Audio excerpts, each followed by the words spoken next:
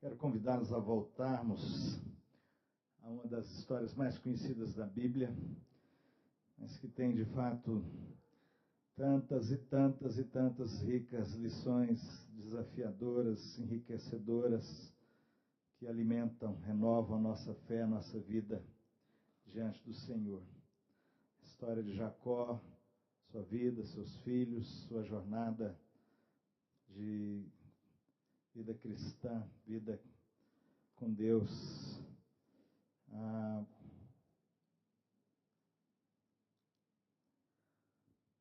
Está projetado aí, você pode abrir também sua Bíblia, Gênesis 37, 28 a 36.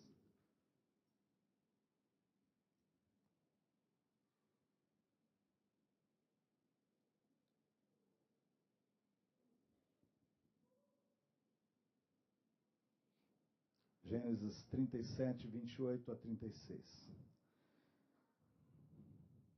Quando os mercadores ismaelitas de Midian se aproximaram, seus irmãos tiraram José do poço e o venderam por 20 peças de prata aos ismaelitas, que o levaram para o Egito. Quando Rúben voltou ao poço e viu que José não estava lá, rasgou suas vestes. E voltando a seus irmãos, disse: o jovem não está lá, para onde irei agora? Então eles mataram um bode, mergulharam no sangue a túnica de José e a mandaram ao pai com este recado: achamos isto, veja se é a túnica de teu filho. Ele a reconheceu e disse: é a túnica de meu filho. Um animal selvagem o devorou, José foi despedaçado. Então Jacó rasgou suas vestes, vestiu-se de pano de saco e chorou muitos dias por seu filho. Todos os seus filhos e filhas vieram consolá-lo, mas ele recusou ser consolado, dizendo: não, chorando descerei à sepultura para junto de meu filho. E continuou a chorar por ele. Nesse meio tempo, no Egito, os midianitas venderam José a Potifar, oficial do faraó e capitão da guarda. Vamos orar mais uma vez. Pai, nós agradecemos o privilégio de estar aqui na Tua presença nessa noite bendita. Obrigado por sermos família do Senhor, por termos este lugar aconchegante, de termos o calor, o abraço e o apoio dos irmãos. Isso é bênção do Senhor. Bendito seja o Teu nome. Que cada um, Pai, possa valorizar esta graça, esta bênção tão preciosa de sermos Tua família e de termos o aconchego dos irmãos. Ainda que aqui e ali falhamos uns com os outros, somos família do Senhor. E agradecemos este privilégio. Agora, agradecemos também o privilégio de poder abrir Tua palavra e de poder meditar nela e receber dela, receber do Senhor a palavra e receber de Ti o alimento espiritual, receber de Ti as exortações, o conforto, o renovo, a fé e a esperança. Deus, em nome de Jesus, então, eu clamo com meus irmãos e irmãs, fala conosco nessa hora de forma especial. Alimenta-nos com Tua palavra, Senhor, de tal forma que saiamos daqui renovados, avivados, curados por Tua palavra que é viva, que é santa, que é eficaz. Em nome de Jesus, nós Te invocamos mais uma vez de todo o nosso coração. Pai, que tudo que possa atrapalhar o nosso ouvido, de ouvir Tua palavra, tudo que possa atrapalhar o nosso coração de experimentar o poder do Senhor nessa noite, que Tu repreendas em nome de Jesus. Seja a frieza do coração, a dureza, ou qualquer ingerência maligna, que Tu repreendas em nome do Senhor. Que nosso coração seja como campo fértil diante do Senhor, sedentos por Ti, por Tua palavra, em nome de Jesus. Amém, amém, amém. Queridos, esse texto é muito conhecido, nós sabemos a história. Eu estava, coisa de poucos anos, relendo esse texto, fazendo a leitura anual da Bíblia. E eu me sentei no meu cantinho de oração em casa e comecei a lê-lo. E lendo esse texto, eu nunca tinha parado para pensar de forma tão específica como naquele momento. Esse texto invadiu meu coração com a realidade de que Jacó chorou a morte de José, estando ainda que ele estivesse vivo. Jacó não sabia que ele estava vivo. Os filhos, então nós vimos a história, mataram um bode, pegaram sangue, pegaram aquela túnica de José e trouxeram-na para o seu pai. E deve ser isso do seu filho. Os seus irmãos se calaram completamente. Todos aqueles anos, os irmãos de José se calaram em relação ao fato de terem vendido a ele, aos ismaelitas. Esse é um outro assunto, mas é muito desafiador. Questão de segredos na família. Cuidado com isso. Segredos na família, mas é outro assunto. Queridos, José chorou, Jacó chorou a morte de José. Chorou. Todos os seus filhos, com esposas, netos, vieram abraçá-lo, chorar com ele, confortá-lo. Mas ele não aceitava, não podia aceitar aquele conforto. O seu filho tão precioso, aquele adolescente. José, um adolescente cheio de vida, cheio de sonhos, a tal ponto que de fato era chamado de sonhador. Vem lá o sonhador, eles disseram antes de matá-lo. Porque de fato era um menino cheio de sonhos de Deus. Todos os sonhos de Deus. Às vezes ele não interpretava tão bem. Assim eu interpreto, e outros também, a questão de José em relação aos seus sonhos. Mas era um adolescente cheio de vida, cheio de vigor, cheio de Deus. José era um menino de oração, um menino consagrado. José era um menino de Deus que tinha sonhos tremendos da parte do Senhor. Menino consagrado. E agora, para Jacó, ele estava morto. Seus filhos se calam. Os filhos de Jacó se calam completamente. Mais ou menos, sabe quantos anos? Por volta de 20 anos. Por volta de 20 anos. Se você olhar a história de Jacó, você vai ver que Jacó tinha uma experiência muito forte com Deus. Ele era uma pessoa de fato separada por Deus. Antes da sua conversão, ele recebeu esse nome, e Jacó significa enganador, usurpador, trapaceiro. Até o dia que ele se converteu de fato ao Senhor. Mas a bênção, a marca da bênção de Deus estava na vida dele. E ele, fugindo do seu irmão, tem aquele sonho, né? Uma escada, os sonhos, os anjos subindo e descendo, Deus fala com ele. Deus fala com Jacó de uma forma tremenda. Depois, quando ele passa lá anos com os parentes e se enriquece, ele volta. E ele agora, então, cansado de ser Jacó, tem aquele encontro tremendo com Deus. Que ele luta com Deus aquela noite inteira, com o anjo do Senhor. E até que ele diz: Senhor, eu não vou te deixar enquanto o Senhor não me abençoar. Então ele era um homem que tinha experiências tão vivas, tão fortes com Deus, que diz a palavra que ele foi tocado na articulação da coxa e nunca mais deixou de mancar, porque o anjo tocou na articulação da coxa de Jacó. Aquele marco tremendo na vida dele, porque naquela noite Deus transformou a sua vida e disse: não te chamarás Jacó, e sim Israel. Israel significa aquele que vence com Deus, um campeão com Deus, um vencedor com o Senhor. E diz a palavra que nesse encontro, logo pela manhã, ele viu o sol e disse, chamou aquele lugar Peniel, porque ele disse: eu vi Deus face a face e a minha vida foi transformada. Cremos que ali de fato ele foi totalmente convertido ao Senhor. Desses tantos textos eu queria ler só um aqui que para mim também era meio novo. A gente lê, e de repente esse texto de Manaim, lugar que ele chama Manaim, mas queria destacar aqui o que chamou minha atenção, que não tinha chamado. Gênesis 32. Também Jacó seguiu o seu caminho, e anjos de Deus lhe saíram a encontrá-lo.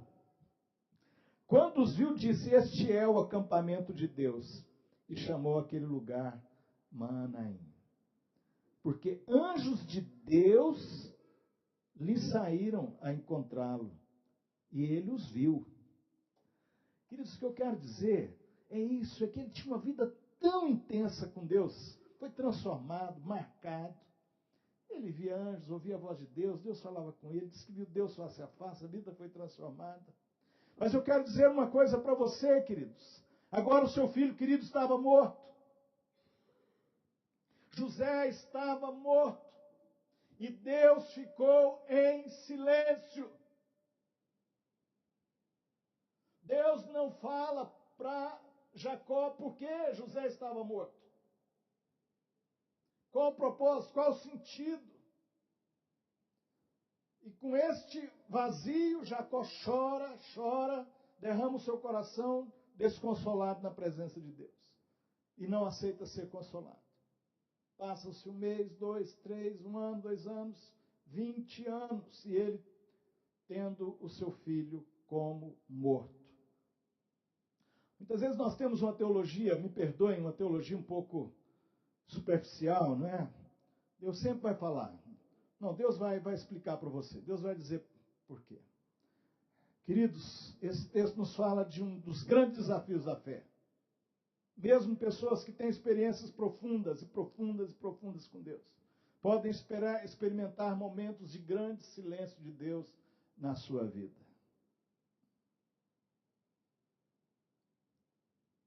Esse patriarca tinha experiências profundamente inquestionáveis com Deus. Você pergunta, como pode? Mais ou menos 20 anos, pastor. Ele nunca mais teve um sonho, nunca mais viu um anjo, nunca mais ouviu qualquer voz de Deus. Não.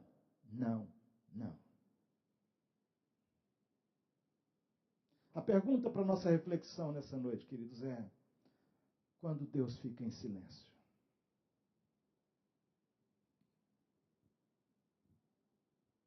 E quando Deus fica em silêncio? Não há resposta, não há palavra, não há sonho, não há experiências novas. Deus está em silêncio. Queridos, 20 anos é muito tempo. Para mim e para você. Certamente para Jacó. Mas os propósitos de Deus são eternos. Os propósitos de Deus são eternos. Primeira verdade que o contexto desse momento na vida de Jacó vai nos ensinar, queridos, é que nós precisamos, para a nossa maturidade cristã, compreender que o silêncio de Deus para nós não significa indiferença ou inércia de Deus. Deus não estava indiferente e muito menos Deus estava inerte, sem se mover.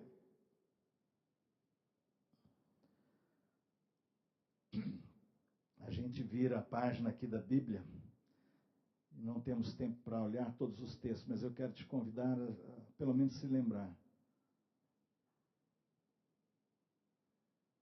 Quando a gente vira a página, a gente vai ver que o Deus de Jacó, de José, não estava inerte.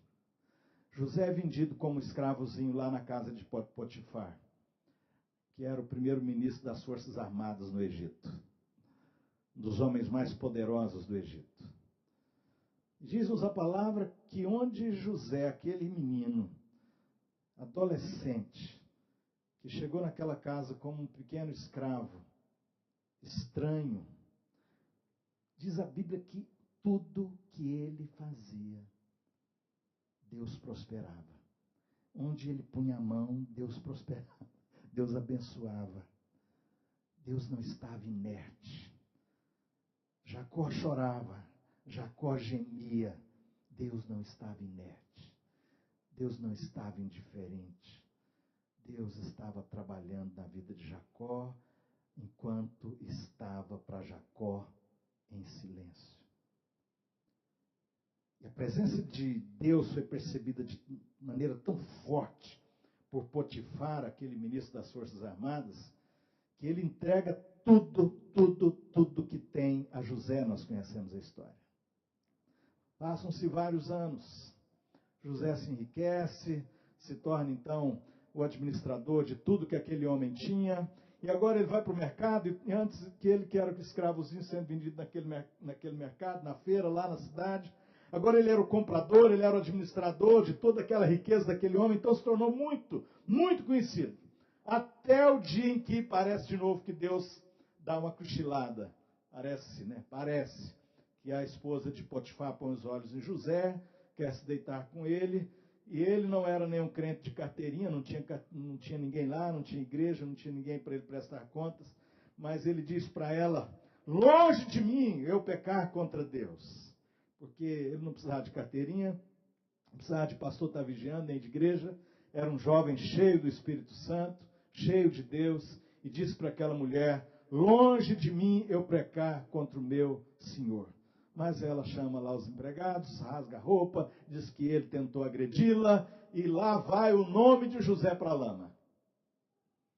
Aí o José volta lá para o nome dele para o mercado, mas agora não é nem escravo e nem é o grande administrador de Potifar. Agora é o crente sem vergonha, mentiroso, safado, que tentou tomar a mulher do seu chefe. Imagina, queridos, como é que estava aquilo lá na feira, né, o nome dele. E estava lá na prisão, aparentemente Deus dormiu. Aí de novo, queridos, Deus, só que José, ele tem assim uma percepção muito diferente da nossa. José, ele não teve dificuldade, assim. Deus não dormiu, Deus sabe tudo, e ele começou a simplesmente fazer, sabe o quê? Fazer o que tem que ser feito. É aqui que Deus me pôs, é aqui na prisão, é aqui sem dinheiro, mas o que é que tem para fazer? Que estava fedido, a palavra é essa mesmo, fedido, fedorento, uma prisão é mais ou menos aqui igual, estava mais ou menos igual a algumas prisões aqui no Brasil, né? Um lugar mal cheiroso, terrível, e nos diz a Bíblia que simplesmente ele começa a limpar aquele lugar, ele começa a pôr as coisas no lugar, e diz a Bíblia que ali, sem dinheiro, sem poder, sem nome, mas o termo usado pela Bíblia é o mesmo. Tudo que ele fazia, Deus prosperava. Inclusive, ajuda-nos a ter uma compreensão muito diferente do que seja prosperidade. Numa prisão, sem dinheiro, sem poder, mas tudo que ele fazia, Deus prosperava. Então, querido, faça onde Deus te colocar, com as lutas que você tiver, debaixo das pressões que você tiver, faça o que tem que ser feito em nome do Senhor. Deus vai abençoar. Isso é prosperidade. Não diz que lá mudou num dia para o outro dinheiro, não. Chegou lá um tal de um copeiro, mais um outro, ele revela os sonhos dos dois, um morre, o outro copeiro volta, e aí passam-se 2 anos, e o copeiro que prometeu que ia lembrar-se dele, se esqueceu completamente, né? Recebeu o sonho, a palavra de bênção lá do servo de Deus, mas não se lembrou de José nem um dia. Está lá na bênção, né? Falou, amanhã você vai ser solto. Foi o sonho que José teve. Falou para ele, olha, e você vai voltar a fazer pão lá para o rei. Aí José falou, meu filho, lembra de mim? Lembra de mim que eu estou aqui injustiçado. Vê se faz alguma coisa. Deus te abençoe, vai em paz. No outro dia o rapaz foi embora. E 2 anos ele não se lembrou de José, até que soube que o faraó teve um sonho. Aí o rapaz lembrou-se de José. Mas, queridos, sabe por que tudo isso? Deus não estava inerte.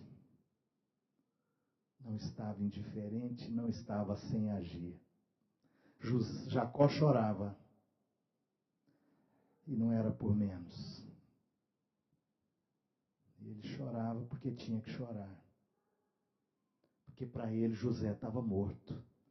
Porque o Senhor silenciou-se, tinha propósitos maiores. Mas Deus não estava indiferente nem inerte. Amém, queridos? Depois a palavra nos renova, também dizendo que quando Deus fica em silêncio, não significa abandono de Deus. Deus sustentou Jacó e sua família e cuidou de José todos aqueles dias. Capítulo 41, 44 a 46, Disse ainda o faraó a José, quando José então revela o seu sonho: eu sou o faraó, mas sem a sua palavra, ninguém poderá levantar a mão nem o pé em todo o Egito.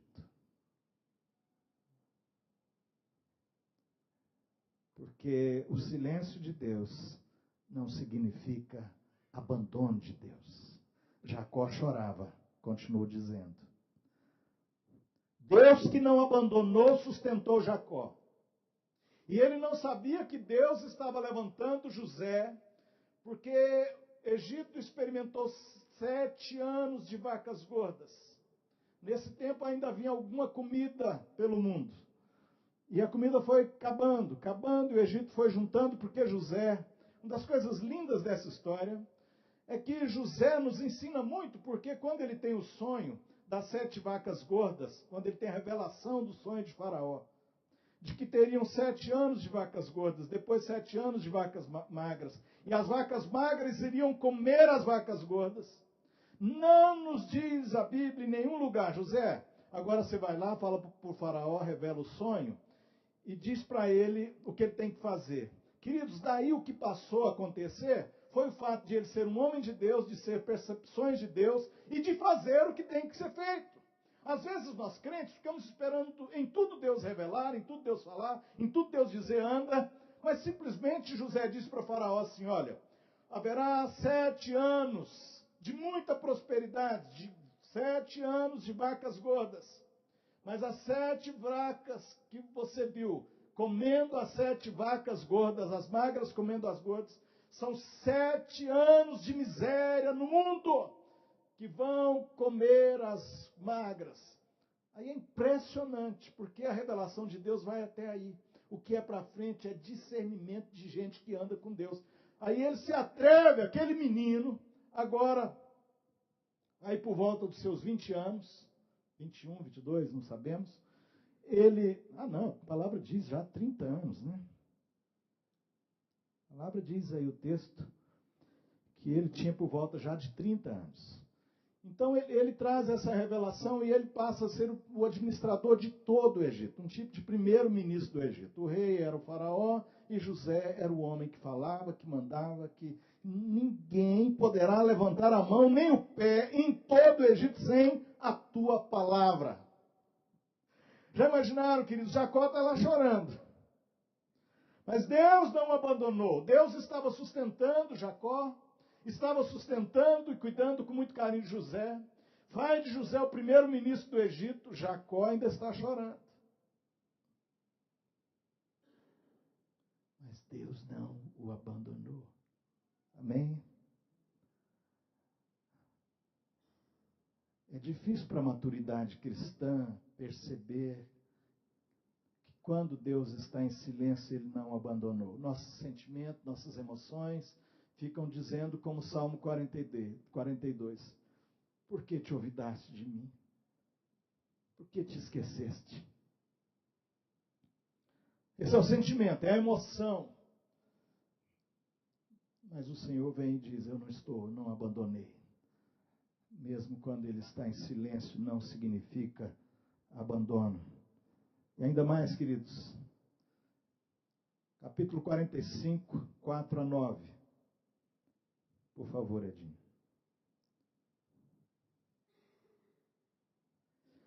Nós sabemos a história que a fome abateu todo mundo. E as nações vinham buscar comida no Egito. Por causa de José e por causa dos seus eternos propósitos. Significa dizer o quê, queridos? Quando Deus fica em silêncio, não significa que a vida perdeu o seu propósito. Significa que Deus deixou de ter propósito no sofrimento, na dor e mesmo no silêncio dele na nossa vida. Deus usou José para sustentar todas as nações naqueles dias. E de uma forma muito especial a própria nação que estava surgindo, o povo de Israel. Jacó e seus 70 filhos. Eles vão desesperados buscar comida no Egito, porque agora só tinha comida no Egito. E aí a coisa começa a mudar, a história começa a mudar. Quando José disse para os seus irmãos, porque ele percebeu que eram seus irmãos. Chegaram mais perto. Cheguem mais perto, disse José a seus irmãos. Quando eles se aproximaram, disse-lhes: eu sou José, seu irmão, aquele que vocês venderam no Egito. E nós conhecemos a história que os irmãos de José entram num desespero, porque viram aquele homem agora vestido de egípcio, então não dava nem para eles realmente identificarem-no, porque ele estava completamente diferente. Não é? E aí eles ficam apavorados. Agora não se aflijam, nem se recriminem por terem me vendido para cá. Pois foi para salvar vidas que Deus me enviou adiante de vocês. Quero que leiam comigo, por favor, 45. Vamos ler de novo? Volta, por favor, meu amado. Vamos ler, queridos. Agora não se aflijam, nem se recriminem por terem me vendido para cá. Pois foi para salvar vidas que Deus me enviou adiante de vocês. Propósito. Propósito. Terceira lição. Quando Deus fica em silêncio, não significa que Ele deixou os seus propósitos em relação à nossa vida. O propósito de Deus ter, então, preservado a vida de José, ainda que Jacó não compreendesse todo esse mistério, a mão de Deus estava agindo na história para salvar as vidas. Para salvar as vidas. Como eu disse, a nossa visão humana, e é isso mesmo, é a minha, é a sua, e vai trazer dor, a gente vai chorar, não estou dizendo para a gente negar isso, não é isso que a vida cristã convida, a fé cristã convida, mas nós precisamos mesmo quando choramos, mesmo quando temos que chorar com o outro, abraçar o outro, mesmo quando o nosso coração se rasga, se perde, quando o nosso coração fica como o Salmo 42, repetindo mais uma vez, Senhor, por que te olvidaste de mim? Por que te olvidaste de mim? Ainda quando o nosso coração está assim, não significa que Deus deixou de cuidar de nós e que Ele deixou de ter um propósito claro e específico para a nossa vida. Foi para vos salvar que Deus me trouxe para este lugar. Quero continuar a leitura, por favor. 45, de 4 a 9. Lemos aí os 5, né? Então, já houve 2 anos de fome na terra, e nos próximos 5 anos não haverá cultivo nem colheita. Mas Deus me enviou à frente de vocês para lhes preservar um remanescente nesta terra, e para salvar-lhes as vidas com grande livramento. Assim não foram vocês que me mandaram para cá. Quero que vocês leiam, por favor, comigo este. Assim não foram vocês que me mandaram para cá, mas sim o próprio Deus. Ele me tornou ministro do faraó e me fez administrador de todo o palácio e governador de todo o Egito. Não foram vocês. O Senhor. Então, voltem depressa, meu pai, e digam-lhe: assim diz o seu filho José: Deus me fez senhor de todo o Egito. Vem para cá, não te demores, porque eu vou te sustentar. Essa é a palavra. E aí, queridos, 46, 2 a 5.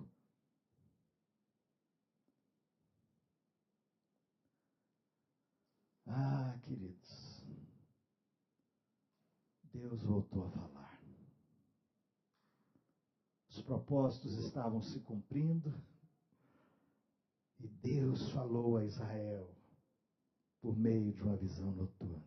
Jacó, Jacó, eis-me aqui, respondeu ele. Depois de anos e anos e anos, sem ouvir aquela voz mais uma vez, Deus vem e fala: Jacó, Jacó, Jacó. E ele diz: eis-me aqui, Senhor. 3. Eu sou Deus. Eu sou Deus. O Deus de seu pai. Não tenha medo de descer ao Egito, porque lá farei de você uma grande nação. Eu sou Deus, e os meus propósitos vão se cumprir na sua vida. Não dormi, não cochilei, não estava inerte, não te abandonei. Eu mesmo descerei ao Egito com você, e certamente o trarei de volta. E a mão de José fechará os seus olhos. Aleluia! Eu sou Deus, diz o Senhor. Eu sou Deus da história, o Senhor da história, que governa as coisas grandes e as pequenas. Os pequenos acontecimentos e os grandes. Suas perdas, seus encontros, seus achados, seus perdidos. Deus é o Senhor. Por mais que a gente chora, por mais que doa, por mais que a gente não compreenda, Ele não fica indiferente. Por isso, queridos, a palavra desse texto que lemos, de todos esses versículos, é a seguinte: Deus não ficará em silêncio para sempre. Deus não ficará em silêncio para sempre. Abra o seu coração, sua vida, para ouvir o Senhor, para perceber a voz de Deus, sua palavra. Naquele dia, mais uma vez, Jacó estava lá e ele disse o quê? Ele disse: não é o Senhor. Tu me abandonaste, eu estou ouvindo pensamentos, isso deve ser uma coisa de que eu estou velho agora, estou gagá, não é? Isso é coisa de religião. Não, ele disse apenas: eis-me aqui, Senhor.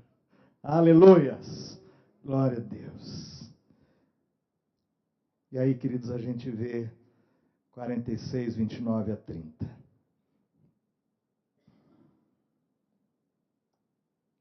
José, de carruagem pronta, partiu para Gozém para encontrar-se com seu pai Israel. Eu estava esses dias na casa do reverendo Luiz Goulart, aqui no Goiânia 2, com a Glaucia, e era o último dia daquele seriado que eles tinham feito, né, de José no Egito.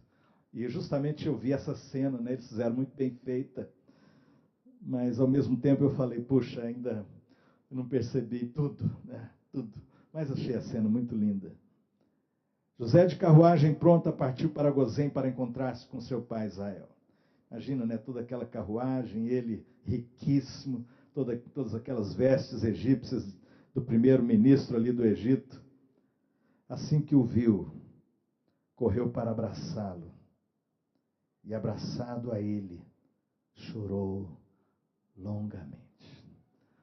Na minha tradução, outra, na revista atualizada, diz que agarrou pelo pescoço, assim, agarrou no pescoço. Israel disse a José: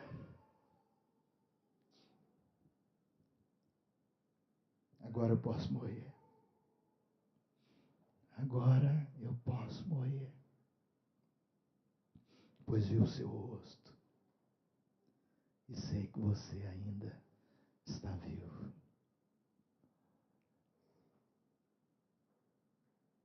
Vamos ficar de pé para orar, queridos? Agora já posso morrer, pois vi o seu rosto. E quando ele vê o rosto de José, queridos, e ele chora, lá no coração dele eu tenho certeza que ele está dizendo para Deus: Senhor, não tem problema, o preço foi muito grande, mas os teus propósitos se cumprem, eu posso morrer. Eu vi José e compreendi o mistério da tua soberania na minha vida. Nem todas as perdas nós vamos rever dessa forma. Nem todas as perdas. Mas em todas elas Deus tem propósito.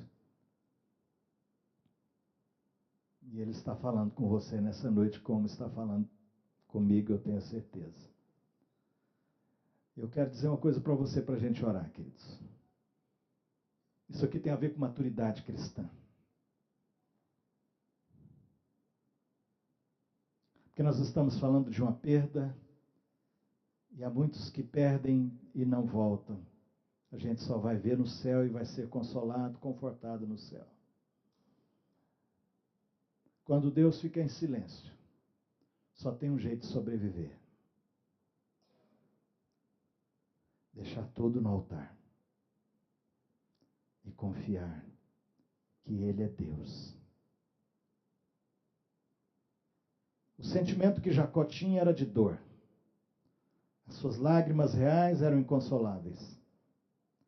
Mas se você vir a história, olhar para a história, você vai perceber que em qualquer momento ele abandonou sua fé ou a Deus. Maturidade cristã. Continuar a jornada, mesmo sem compreender os mistérios de Deus. Continuar a jornada. Andar por fé. Em nome de Jesus. Levantar-se mais uma vez e dizer: Senhor, tu estás em silêncio, meu coração sofre. Mas tu és Deus. E eu te entrego toda a minha vida. O Senhor não cochila. Salmo 121. Eleva os olhos para os montes. O meu socorro vem do Senhor, que fez os céus e a terra. Ele não permitirá que os teus pés vacilem. Não dormitará aquele que te guarda. É certo que não dormita e nem dorme o guarda de Israel. O Senhor é quem te guarda. De dia não te molestará o sol, nem de noite a lua. O Senhor te guardará de todo mal. O Senhor guardará a tua alma. O Senhor guardará desde agora, guardará a tua entrada e a tua saída desde agora e para sempre. Amém. Queridos, como me marca essa palavra quando o Salmo diz: o Senhor te guardará de todo mal, seja o mal do inferno, seja o mal que pessoas intentam contra a sua vida, seja o mal do seu pecado, o Senhor vai te guardar de todo mal. E essa expressão tremenda, tremenda, o Senhor vai guardar a sua alma. O Senhor vai guardar a sua alma. Se Deus está em silêncio, alguma coisa que você tem posto diante dele, querido, quero desafiar você a dizer: Senhor, eu não entendo, não sei por quanto tempo ainda, mas eu entrego e vou andar por fé, em nome de Jesus. Porque eu sei que o Senhor vai me guardar, o Senhor vai me guardar, o Senhor vai me guardar. Por que estás abatido, a minha alma? Espere em Deus. Espere em Deus. Depois de 20 anos, Jacó ouviu mais uma vez a voz do Senhor. Jacó, Jacó, eu sou Deus, e eu vou descer com você ao Egito. Eu estou contigo e eu vou continuar contigo. Eu tenho agido na sua vida e eu vou continuar agindo. Não é fácil, queridos, entregar tudo ao Senhor e andar por fé. Mas quando Deus parece estar em silêncio, ou mesmo quando Ele está em silêncio, não significa que Ele está indiferente, inerte, não significa que Ele deixou de ser Deus, não significa que Ele nos abandonou, não significa que Ele deixou de agir, não significa que Ele deixou de controlar a história e de fazer com que todas as coisas cooperem para o bem daqueles que amam a Deus. Eu descerei contigo. Aleluias. Quero te convidar a vir aqui à frente, se você quiser, vir ao altar. Dizer: Senhor, eu tenho algumas coisas que eu estou precisando entregar para o Senhor e está difícil. Está muito difícil, Senhor, mas eu quero entregar. E andar por fé na tua presença. O meu justo viverá por fé. Em nome de Jesus. Deus tem falado essa palavra nas nossas vidas nesses dias. Domingo passado ouvimos o pastor Jean falando sobre entregar as ansiedades.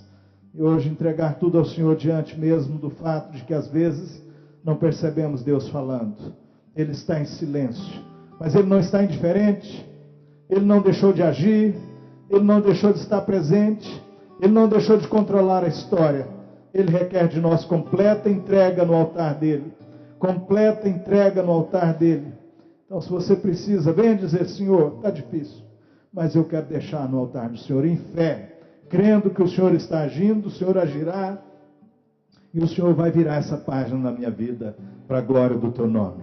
O Senhor fará, Pai, o Senhor me dará alegria, como deste a Jacó, de um dia ver José e olhar nos olhos, e agora eu posso morrer, porque os meus olhos te veem.